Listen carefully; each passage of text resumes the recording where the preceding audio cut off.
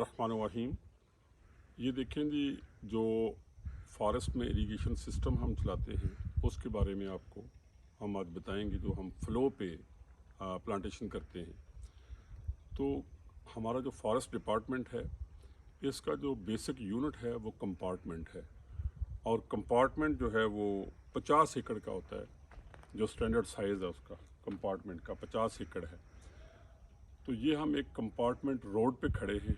इसके इस तरफ जो है ना, ये कौन सा कंपार्टमेंट है? 61 MB सर। 61 MB ये फॉरेस्ट है हमारा। तो इसमें यानी कि कंपार्टमेंट नंबर ये है 3 और ये है 2। तो ये कंपार्टमेंट रोड जो है इसको इन दोनों को सेपरेट कर रही है। ये देखें, कंपार्टमेंट रोड की जो चौड़ाई है वो 20 फुट होती है, ठीक है ना जी। उसके बाद हमारा जो ये एक स्टैंडर्ड लेआउट है फ्लो पे रकबा लगाने के लिए, यानी कि इरिगेशन सिस्टम का जो स्टैंडर्ड लेआउट है कंपार्टमेंट का, वो कुछ इस तरह है कि ये कंपार्टमेंट रोड हम दिखा रहे हैं आपको। इसके बाद शादी आगे हैं ज़रा, ये दिखाएं इनको कि यहाँ पे खाल बनेगा। इधर आके ये बताएं, खाल बनेगा।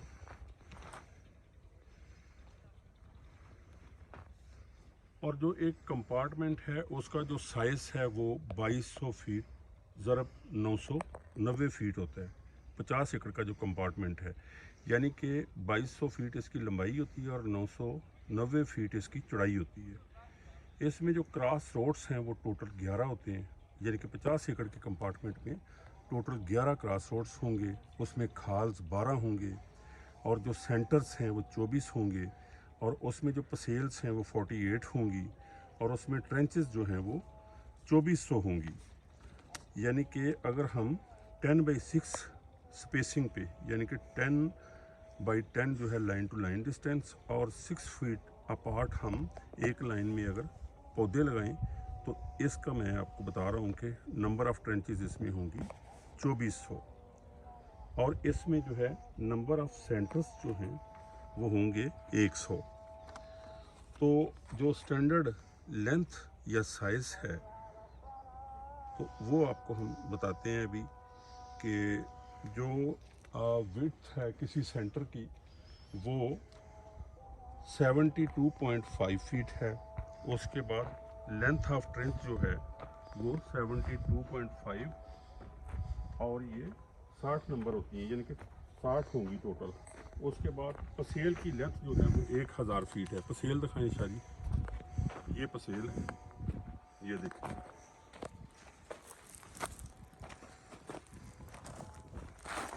ये पसेल आ गई, यानी कि इस तरह भी पसेल है। ये सेंटर में खाल निकलेगा, उस तरफ भी पसेल है। ये खाल के लिए छोड़ा हुआ है हमने, और ये जो है ये पसेल है। इसके बाद आगे शादी ट्रेंच दिखाएं, यानी कि ये अब ट्रेंच निकल रही है और एक ट्रेंच से दूसरी ट्रेंच, यानी एक नाली से दूसरी नाली का जो दरमियानी फासला है वो देखें, ये 10 फुट है। यहाँ से यहाँ तक फासला 10 फुट है। और जो पौधे लगेंगे वो यहाँ पे लगेंगे, इसमें 6 फुट अपार्ट।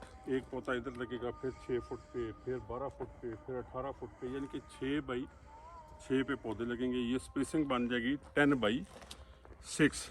ये ट्रेंचेस दिखाएं जी, इनको लेआउट सिस्टम बड़ा अच्छा बनाया हुआ है आपने। यहाँ पे हमारे नजमुल हसन साहब फॉरेस्टर हैं और आकब फॉरेस्ट गार्ड है। उसके बाद हमारे जो ट्रैक्टर ड्राइवर हैं उमर दराज, ये इन्होंने मिल के लेआउट किया है बड़ा ज़बरदस्त। ये देखें, बड़ा आइडियल लेआउट है। और अब मैंने आपको बताया कि लेंथ ऑफ सेंटर जो है वो 72.5 फीट होती है। लेंथ ऑफ ट्रेंच जो है वो 72.5 और 60 जो है वो होती है अपने ट्रेंचेस 1 एकड़ में। ये मैं आपको 1 एकड़ का जो है लेआउट बता रहा हूँ। उसके बाद लेंथ ऑफ पसेल जो है वो 1000 फीट है। लेंथ ऑफ खाल जो है वो 210 फीट है। लेंथ ऑफ ब्रांच जो है वो 45 फीट है। नंबर ऑफ स्लॉट्स जो है 1 एकड़ में वो 726 होती हैं, यानी कि 10/6 की स्पेसिंग पे ये 1 एकड़ का लेआउट आपको मैंने बता दिया। पहले मैंने बताया आपको 50 एकड़ का, अब जो है ना 1 एकड़ का मैंने आपको लेआउट बताया है।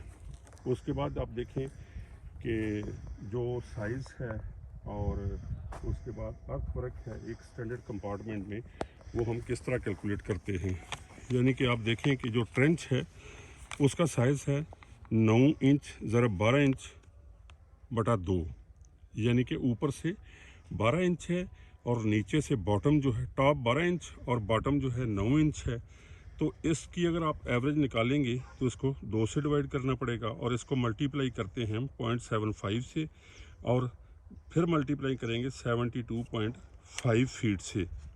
उसके बाद हम इसको मल्टीप्लाई करेंगे 60 नंबर से, यानी कि टोटल नंबर ऑफ ट्रेंचेस होंगी 60, इसलिए 60 से मल्टीप्लाई करेंगे।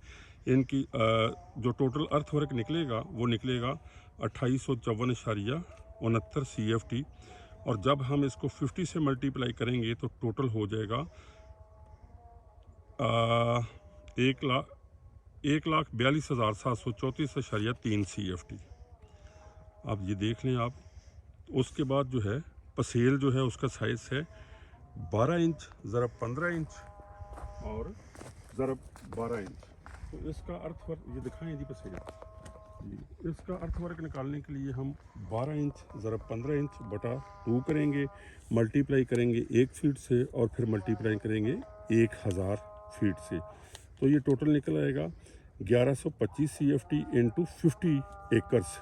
यानी कंपार्टमेंट का हम कर रहे हैं ये वर्क कैलकुलेट कि ट्रेंच जो है वो बनेगी, टोटल ट्रेंचेस का अर्थवर्क बनेगा 1,42,734.3 CFT, जबकि पसेल का बनेगा टोटल जो है वो 56,250 CFT। उसके बाद खाल का जो बनेगा अर्थवर्क वो बनेगा 2 ज़रब 3 फीट बटा 2। ये क्योंकि जो खाल है उसका स्टैंडर्ड साइज़ है 2 ज़रब 3 ज़रब 3, यानी कि 3 फीट इसका बॉटम होगा, 2 फीट इसका टॉप होगा और 2 फीट ही ये गहरा होगा। यानी कि 2 + 3 इंटू 2। तो ये एवरेज निकालेंगे जब हम इसकी, तो 2 + 3 करके इसको 2 से डिवाइड करेंगे तो इस तरह इसकी एवरेज निकल आएगी और फिर इसको मल्टीप्लाई करेंगे। दिखाएं जी इसका अपने शाह जी खाल का ना, खाल दिखाएं चल।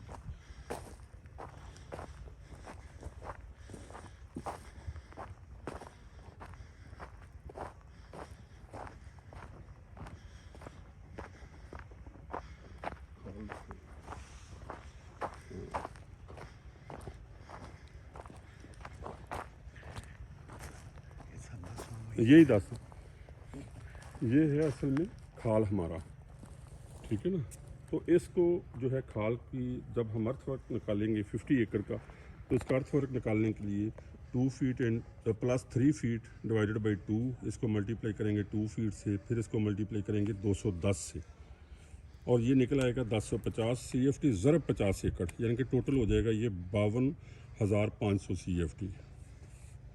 उसके बाद ब्रांच का अगर हमने अर्थवर्क निकालना है तो ब्रांच का जो है वो डायमेंशन है 3 + 5, यानी कि जो इसका टॉप है ब्रांच का वो 5 फीट होता है विड्थ में, इसका बॉटम 3 फीट होता है और इसकी जो डेप्थ है वो 3 फीट होती है। तो इसका अगर हमने अर्थवर्क कैलकुलेट करना है तो 3 + 5 डिवाइडेड बाई 2 करेंगे, इसको मल्टीप्लाई करेंगे 3 से और फिर मल्टीप्लाई करेंगे 45 से। तो ये निकल आएगा 540 CFT ज़रब 50 एकड़, यानी कि अगर कंपार्टमेंट का निकालना है तो 50 से ज़रब देनी होगी और ये निकलेगा 27,000 CFT। इसके बाद स्लॉट दिखाएंगे जो टोया लगाते हैं हम, जिसमें पौधा लगाना है। ये इधर दिखा दें कोई स्लॉट, इधर दिखा दें, इधर निकलेगी स्लॉट, वो पौधे लगे हुए हैं स्लॉट्स में लगे हुए हैं, इधर अब स्लॉट निकलेगी इधर। और ये स्लॉट जो है इसका डायमेंशन होगा 12 ज़रब 15 ज़रब 12 + 15 ज़रब 12 इंचेस, यानी कि स्लॉट जो है बेसिकली 1 फीट होती है हर तरफ से जनरली जो है ना, यानी कि 1 फीट चौड़ी 1 फीट गहरी, और यानी कि 1 फुट चौड़ी 1 फुट गहरी और 1 फुट ही डेप्थ में होती है, ठीक है ना जी। तो ये चारों तरफ से मुरब्बा शक्ल की होती है स्लॉट, जिसमें हम पौधा लगाते हैं। सर अभी एक स्लॉट हम लगा के आपको दिखाते हैं। हाँ, उनको बुलाएं ज़रा, स्लॉट लगा के दिखाएं। नज़ीर कई ले आवे, कई ते एक जल्दी बहोला भी लेके आओ। नज़ीर इथे एक स्लॉट ला।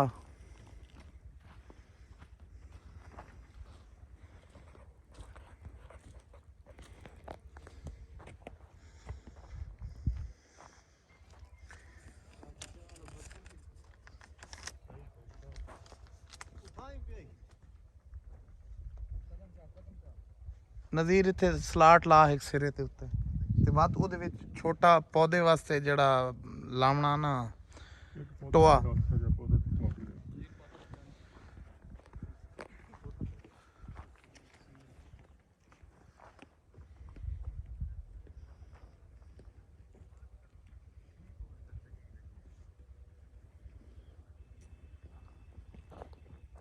इतनी देर में ये प्लांटेशन दिखा लें पुरानी हमारी। ये कितने साल पुरानी है?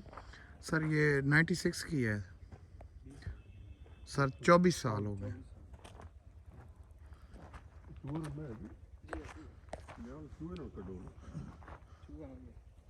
चलो इन्हें लाओ पहले, गफार साहब स्लॉट मरवाओ जी ना।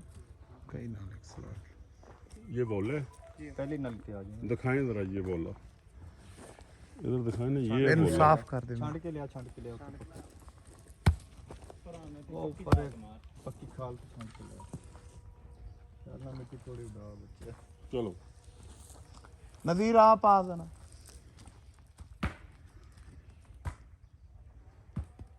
नवीद ना एक पूरा स्लॉट सीधा मारना। स्लॉट ज़रा अच्छा सा मार के दिखाएं। ਇੱਥੇ ਹੀ ਲਾਈਏ ਵਾਂ ਖਿੱਚ ये जी खाल किसे के एक सिरे ते अच्छा जी, ये दिखाएं। ਜਿਹੜਾ ਪ੍ਰੋਪਰ ਬਣਨਾ ਜਿੱਥੇ ਤੁਹਾਡਾ ਉੱਥੇ सिरे ते ये अब खाल है। ये देखिए, सर खाल के चूंकि ज़मीन सख्त थी तो बहुत ज़्यादा इसमें हमने ये एक लाइन लगाई है, इसमें पानी छोड़ा है। ये जैसे ही नरम होगी इसमें हम अपना खाल जो है वो ये खाल हो गया, ये पसेल होगी, पसेल दिखाएं। ये सर और ये इसके ट्रेंच होगी अक्रॉस इसकी सब हाँ। ट्रेंचेस हैं। इधर है, ये फिर आप स्लॉट लगा रहे हैं। देखिए बहुत सख्त ज़मीन है, स्लॉट जिसमें पौधा लगना है। ये तकरीबन फुट की होती है ना जी, यानी कि विड्थ भी फुट और डेप्थ भी फुट, यानी कि ये चारों तरफ से फुट है बस, ठीक है। अब ये वोला दिखाएं, ये वोला है, दिखाओ जी इधर वोला बस। ये इस स्लॉट के अंदर एक छोटा गड़ा बनाया जा रहा है जिसमें पौधा लगाया जाएगा। ये नहीं चूहा नहीं कहते, ये वोला है। ਬੋਲਾ ਲਿਖਨੇ ਨਾਰੇ ਨੂੰ ਟੀ ਬੈਗ ਲਾਉਣ ਵਾਸਤੇ हाँ पी बैग लिया जी, ਲੈਣ ਗਿਆ ਸੀ, ਲੇਕਿਨ ਪੌਦਾ ਹੀ ਨਿਕੰਮਾ ਜਿਹਾ ਚੱਕ ਲਿਆ उनको पौधा अच्छा लेके आए यार, आप ले आओ जाके। उम्र में आप जल्दी आ यार, इतना टाइम नहीं। 1 फुट हो गई है गफार साहब, ਇਹਦੇ ਵਿੱਚ ਕਈ थोड़ा जरा साफ करो और यार। ਸਾਫ ਕਰ ਕੋਈ ਮਿੱਟੀ ਵਿੱਚ ਪੜ ਦੇ ਹੋ ਜਾਏ।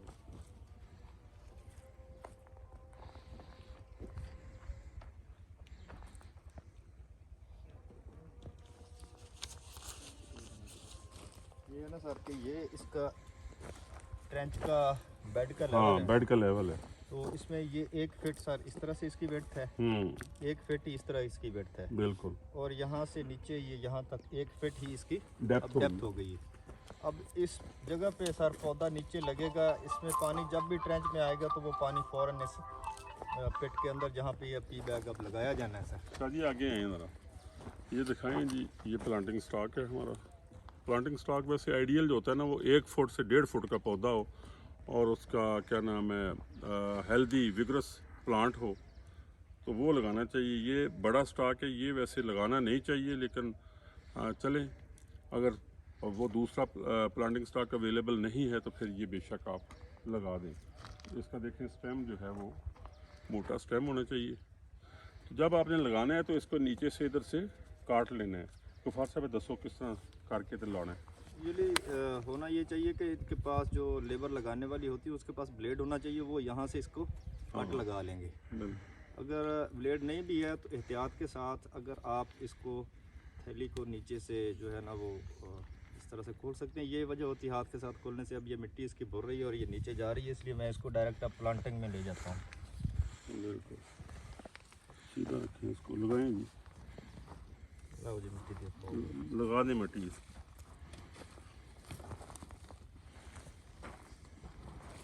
बस थोड़ी मिट्टी पाएंगे, पूरा थले आया नहीं, मिट्टी थोड़ी स्लाट तेरा पूरा दूंगा नहीं से पूरा नहीं मिट्टी बस स्टार्ट। ये पौधा लग गया। ਇਹ ਵੇਖੋ ਨਾ, ਇਸ ਤਰ੍ਹਾਂ ਪੌਦੇ ਖੜੇ ਕਰਨੇ ਨੇ ਜਿਸਲੇ ਲਾਣੇ ਨੇ।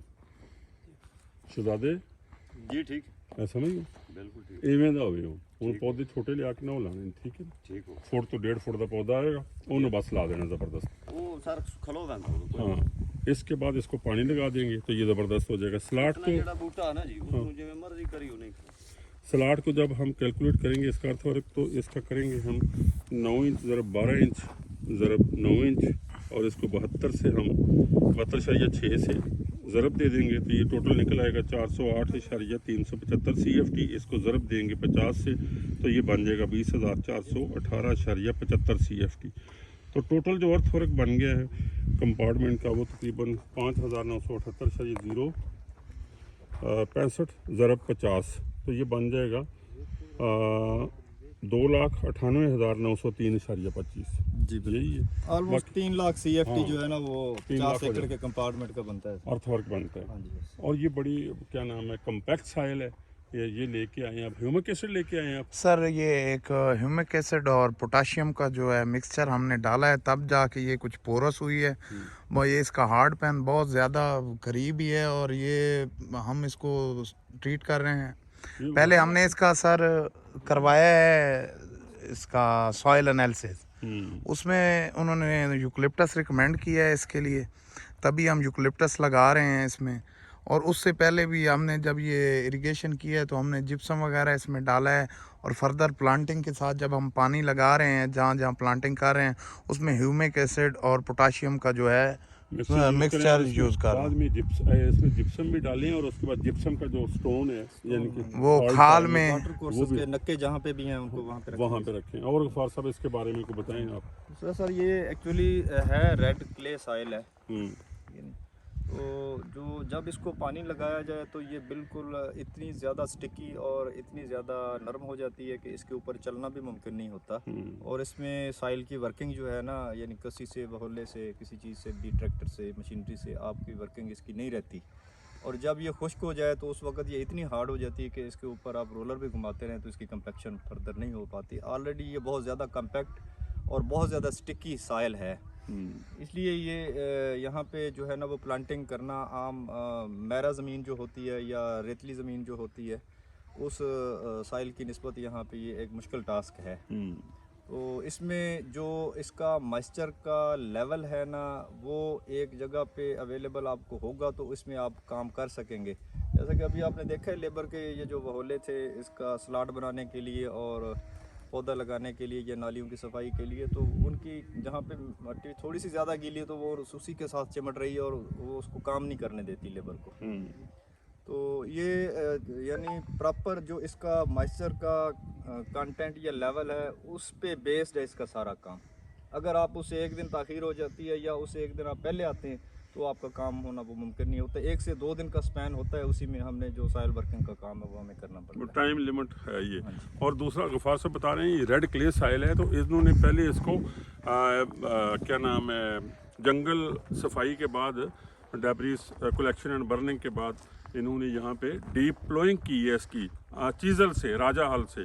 उसके बाद फिर इसमें डाला है, जिप्सम डाला है। उसके बाद बता रहे हैं कि इसमें ह्यूमिक एसिड डालेंगे अभी ना पौधे लगाने के बाद, और जिप्सम का जो स्टोन्स हैं जिप्सम के वो रख देंगे हर खाल के नक्के के ऊपर, ताकि पानी उससे जब गुज़रता है तो वो साथ साथ वो जिप्सम भी लेके आता है, जो कि ज़मीन की फर्टिलिटी में अहम किरदार अदा करता है और ज़मीन को फर्टाइल बनाता है, ताकि जो इसमें प्लांट्स उग रहे हैं वो सही तरीके से। दूसरा से ये है ना कि ये चूँकि रकबे काफ़ी देर से खाली पड़े हुए हैं, ये मेरा हाल 1947 के बाद पहली दफ़ा ये लग रहा है जी, ऑलमोस्ट पहली दफ़ा से। एक दफ़ा दरमियान में ट्राई की गई है लेकिन वहाँ उस दौरान जो है ना ये रकबा कामयाब नहीं हो पाया। तो उसमें से ये चंद दरख्त सर जो है ना ये सामने खड़े हैं, सिर्फ ये चंद दरख्त बचे थे। तो ये जो है ना इसका रकबा जो है बड़े अरसे से ये खाली पड़ा हुआ था। तो इसमें बारिशों का और जो इर्द गिर्द के ज़िम्मेदार हैं सर, जब उन्हें पानी की ज़रूरत नहीं होती तो उनका जो है ना वो फालतू पानी जो था ना वो यहाँ पे आके होता है सर, खड़ा हो जाता था। हाँ, ये लाइनें सीधी करके रखें लाइन के पास। और इस रकबे में एक और प्रॉब्लम ये भी है कि सर इसमें ये पानी जो इसमें आता है तो वो इतनी आसानी से लीच डाउन नहीं होता। बार बार पानी खड़ा होने की वजह से ये रकबा बहुत ज़्यादा हार्ड हुआ था, जिसकी वजह से पानी नीचे परकुलेट नहीं कर पाता था। तो अब इसकी परकुलेशन जो है ना उसी को इम्प्रूव करने के लिए ये चीज़ल और ये जिप्सम और ये ह्यूमिक एसिड वगैरह ये चीज़ें जो है ना सर वो इस्तेमाल होनी है ताकि इसकी परकुलेशन बेहतर हो जाए। ठीक है, चलो शाह जी, ठीक है।